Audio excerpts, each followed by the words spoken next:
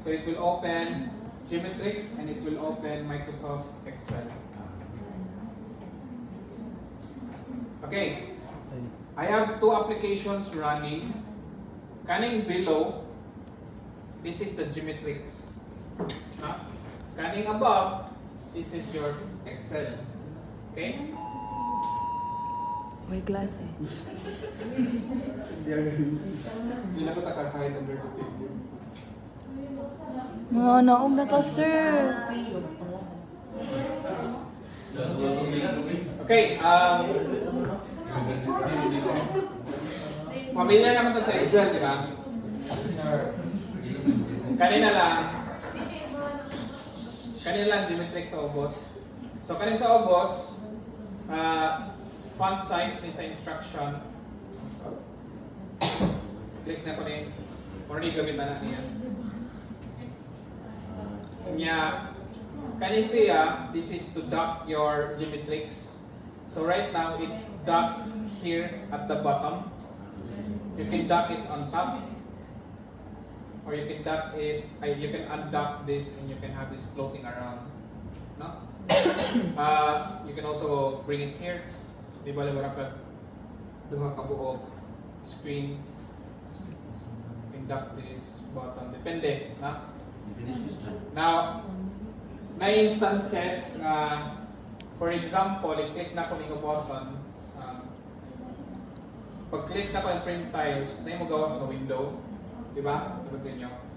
Kaning na window, usahay, mutago siya sa likod ani, Geometrix. Kung niya, mayroon mo na kay, ni-click ka ani, murag walay na hitabo, pero hindi mo maklik ang ibabaw mo sa kasan, hindi mo maklik. So, possible, na yung window nga nigawas, Sa likod. pero napailaw man. So, ang imong solution ana is, i-click lang ni mo ni, mo ni purpose ani niya.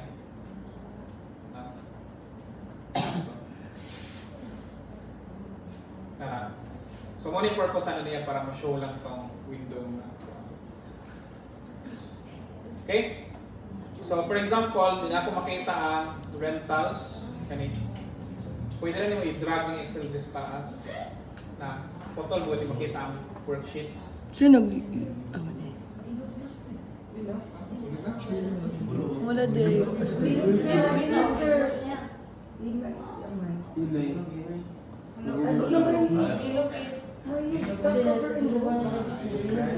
Oh, no, gito.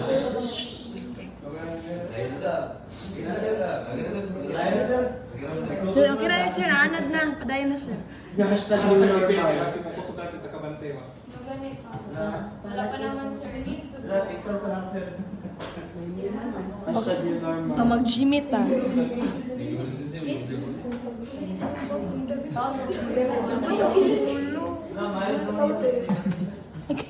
Okay, so, presenta. Sige, sir. Ano ganyan? Okay, notice.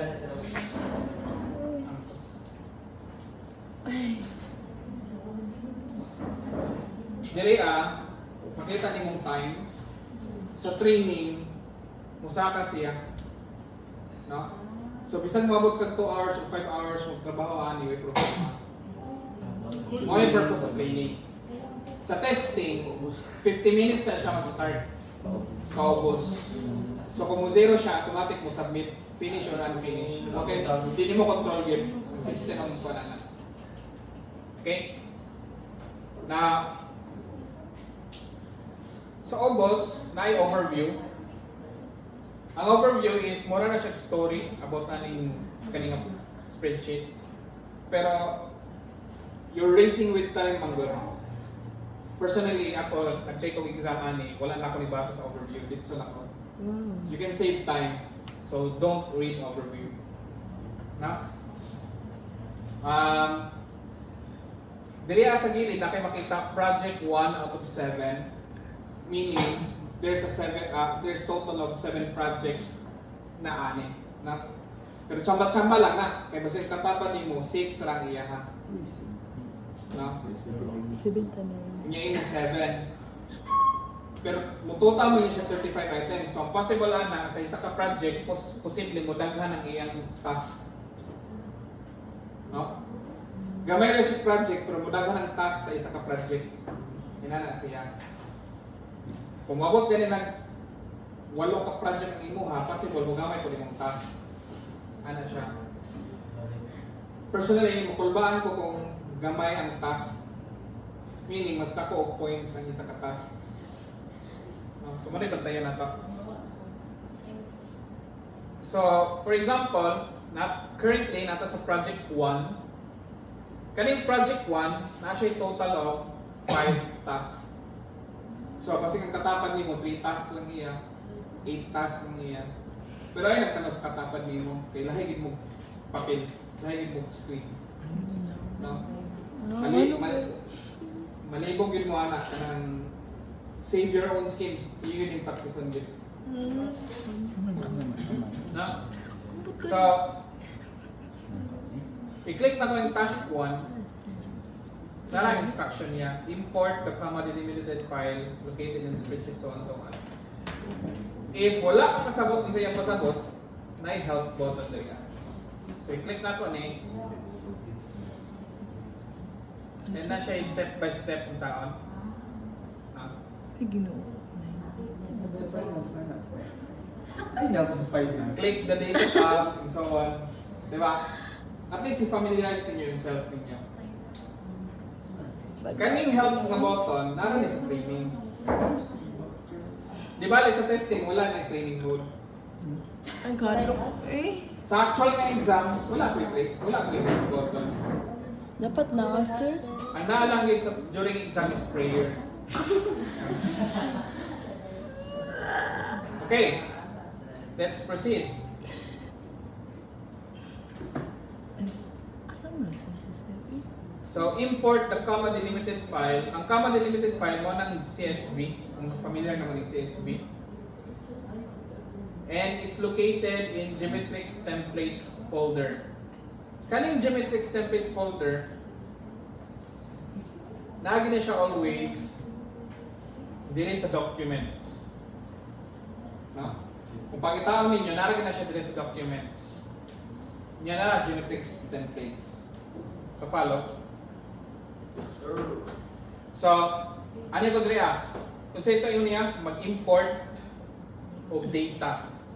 So, kung tanawa ko sa data, na get data from file CSV or from text CSV, the same rin sila nga button. Na? So, kung i-click na ko na siya,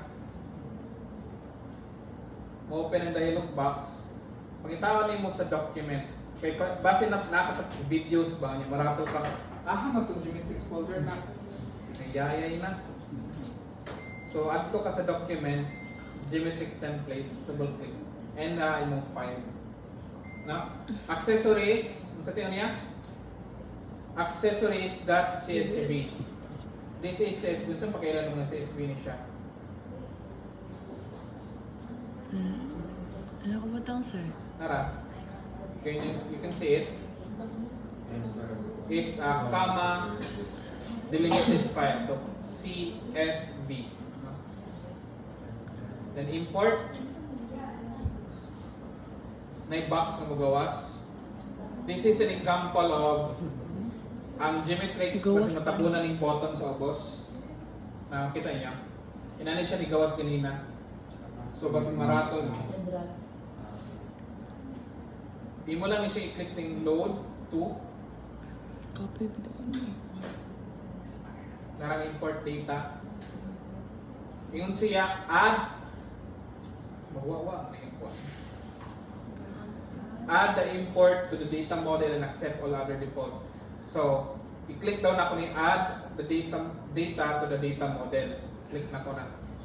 And accept everything else as default. Then press OK. And nara. So, yun Okay. lang dahil. Now, pwede na ko siya markahan o completed. Tayo mo na nakuha ni. Ano ko na dahil, sir? So, pwede ka mo click o new next task. So, siya.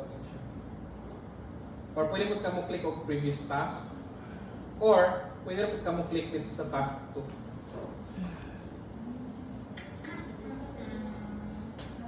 So sa task ko, sa inyo niya, Clear the format in cell range 84D4 on the rental rates worksheet. right, shit.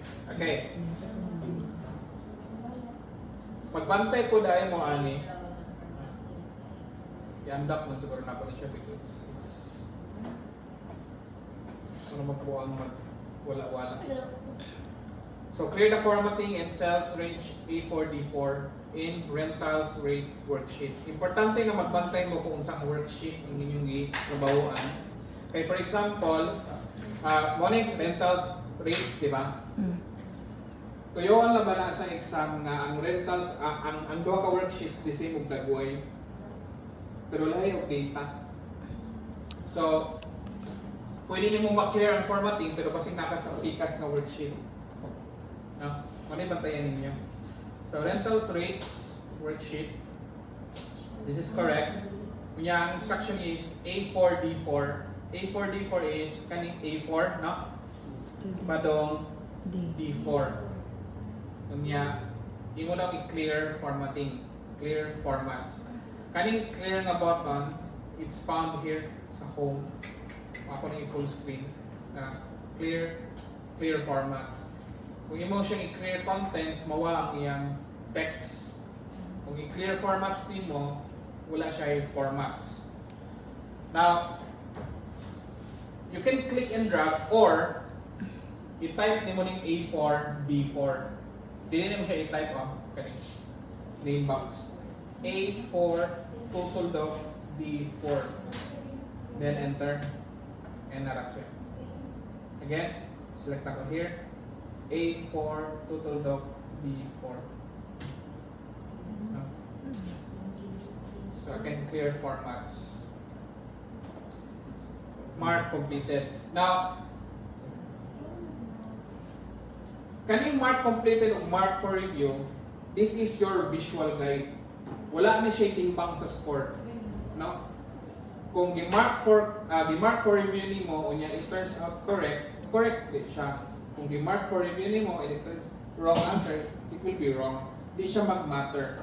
It's just for your visual guide nimo para later pwede mo ma-review ang item na di ka sure. No? So, for example, kaning task number 2, I'm pretty sure that this is correct akong gibuhat. But for sake of this demonstration, ako lang siyang i-mark for review. Okay? Then task number 3, rename the table 1 to rates. Kaning mangyarani, this is called name range. No? Name range. Kung tanaw nimo ng name box, this is table 1, this is accessories. Kung i-click na ko din siya, it will highlight a bunch of cells. So name range siya. Kung i-click na ko ng table 1, it will show the whole table. You can edit this name range diri sa formulas. Na kay define name, napod kay name manager. So kung i-click na ko ng name manager, kato nakita na itong accessories of table 1 here, nara siya tangan. And I can just select table 1, click edit. I'm going to change this into rates. Press OK. Close. Double check. Okay. Then I'm going to mark this for review. Again, I'm sure correct ni siya, but for the demonstration, ako lang i-mark for review. Task number 4. Change the orientation of rental rates worksheet to landscape. So, select na ko ni Project Microsoft Word, page layout, orientation, then landscape. Now, if you have multiple spreadsheets, isa-isahon di mo na sila. Pero, kung wala ipangay sa instruction, ayaw buhata. Okay? Mark complete. Task number 5. Inspect the workbook for compatibility issues. Copy the results to a new worksheet. Kaning inspect, review, lock, naana siya sa backstage. Again, file is considered as backstage, no? So makita nimo ang info na diri ang protect, inspect, manage, and browse. Pati ang properties sa documents malocate kita sa backstage. Ang ipangaya sa atong instruction is inspect, di ba? So inspect for Workbook. compatibility issues. So i-click nimo ni. Unya nakabutan diri copy the results to a new worksheet. Copy the results to a new worksheet. So, Click na ko ni. And it creates a new worksheet automatically. Nawa tong rental worksheets. Nara diri ano karato kay. one ba sir? Hilak dito Ah. buwa. Bantayan lang ninyo ni. Kasi malisang mo ba? Okay? So, wala ka nag-create ng new worksheet. Si Excel na nag-create. Okay. Bahala na siya. Okay, mo may instruction. I'm going to mark this as complete. Okay? So, task 1, 2, and 3, kompleto na ko. Then I can proceed to the next project. Click na ko ni Grade Project. This is another feature of training mode. Wow, congrats. Meaning, makita nimo kung sa'yo mali, kung sa'yo sakto. Kung nagani sayop diri Balikan. you can click retry. Na? Then continue. Ang problema, sa testing mode, wala ka balon sa'yo mali o sakto. Oh, dili nimo makita. Mo Scores. Eh, balik ko yung sa... makita nimo score at the end, nag-submit na ka. Kompleto na to. Uy, kahako ba ni Ani, uy? Hashtag now. Mo na yung pasabot, mo ni difference ni training ug testing. So, ako mo ang yoon nga you keep on training hangtod ma-master din ninyo. Okay? Kung sa'yo mo gawa sa training, kung mo gawa sa exam. Hindi na Okay? sa computer na lang. Now, ideally, you answer each task mas gamay kag time na ilaan sa isa ka task, dali ka dapat mahuman. Kung matanong kag task nga medyo maglisod kag tubag, skip na lang sa siya. You mark that for review, then proceed to the next number. Apaso nimo nga mas daghan kag matubag para mas daghan kag chance of winning. Shot na lang ka nga na mark ko for review tanan. Okay, presenta grade project. Next. By the way, sa akong experience, kaning gibutang sa health, na siya specific way of doing things. In my personal experience, if nay pamagi nga shorter, dawaton mangyapon sa geometrics as long as sakto ang iyong answer. No? So, kani akong demo sa inyo karon mga shortcut na dapat nito. So, unsa man next? Join cells A1, E1 for fishing, do not change the alignments. Okay. For example, this one. Tanawon sa Dagway. They have the same look. So, kung mag-save ka o edit, mali ka. So, fishing worksheet, this one. And A1, E1. Type. A1, E1, enter. Mao ni siya. Emerge daw na to. Join cells. Join cells na ako siya, nasa home. Nada rin merge. And kung i-click din mo ni mali na ka dito. Okay, ano? Ang ngayon sa instruction, tuyon din na niya kupaton ka. Do not change the alignment of the contents. Do not change. So, Merge and center align. Mao na siya. So, i-center align, di-change niyo mo ang alignment. Naka-left align man eh. Kung gusto niyo i-merge lang siya, merge across yung gamiton. So, mo ni merge across. Yun na yung lagay sa merge and center. Nabatay ninyo. Merge across, merge center. Kago mo. Okay, bantayan ninyo na. So, mark completed. On the 10th worksheet, this one, link the contents in B13 to cell A4. So, B13 is this one. You can go here sa